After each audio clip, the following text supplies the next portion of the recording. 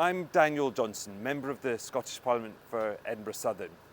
Every single day, shop workers endure violence, threats and abuse just for doing their job. In the last Parliament, I took through a members' bill to give them the legal protections that they need.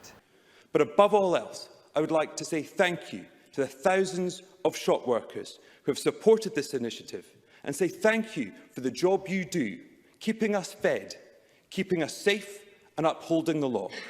And finally, Presiding Officer, I better remember to move the motion in my name, that the Retail and Age-Restricted Goods and Services Act Scotland be passed this evening. Thank you very much.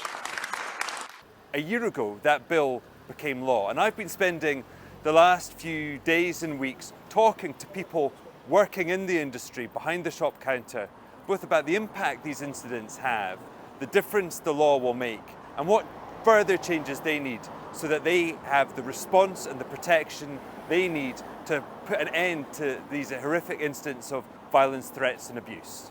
I mean, what things would you like people like myself and others to do to sort of protect people working in shops, or improve, either when it comes to abuse and selling age-restricted items, or more generally in terms of sort of a better understanding of kind of retail work? It's quite tricky. I suppose if something did happen, then potentially make the process of maybe getting the customer that was verbally abusive or threatening, making it easier for them to be maybe charged, to protect us, so we know that if something was going to happen, that it wasn't going to be a waste of time pursuing it.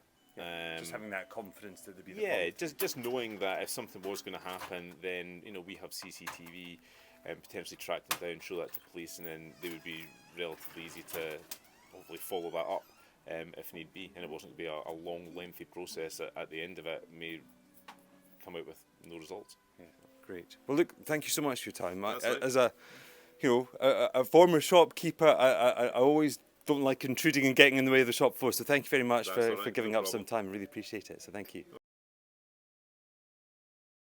Well, I guess, yeah, there will be like some like guys who reported if you had too much to drink at the pub or something and want more. Yeah. And be serving them if the pub's already centrally moved up. Yeah. And go getting some, so they come here and try. Well, I've never physically witnessed anything physically to me. Verbally, yes. To my father, verbally, yes. Witnessed evidence, video footage of my uncle being assaulted a few times.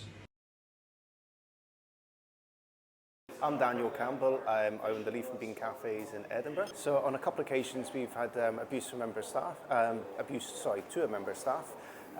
One instance, there was a customer that came in and they were using the F and C words. We had to have a word with them with regards to the language, especially when there was young children around in the cafe.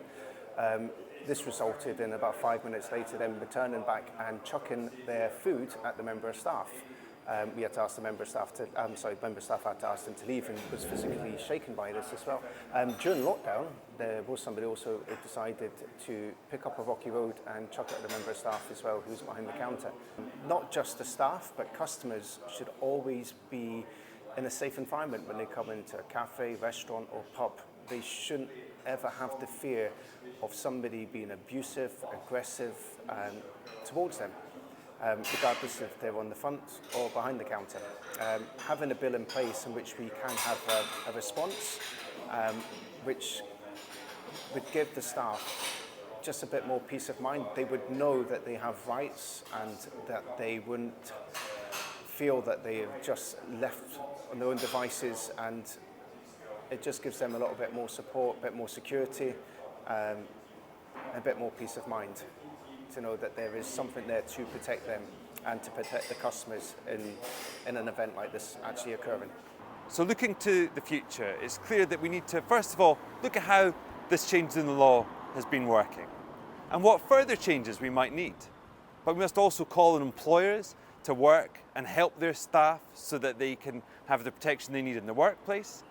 We must work with the police so that we can have efficient reporting of these crimes and efficient follow-ups. But overall, I think we all need to recognise just how important retail work is. during COVID and lockdown, I think we all became aware of just how vital retail workers are in terms of us being able to buy the food and basic sustenance for everyday life. So let's make sure we value retail work, because it is important, it is vital, and every worker deserves to be safe at work, whether you're working behind a desk or a shop counter.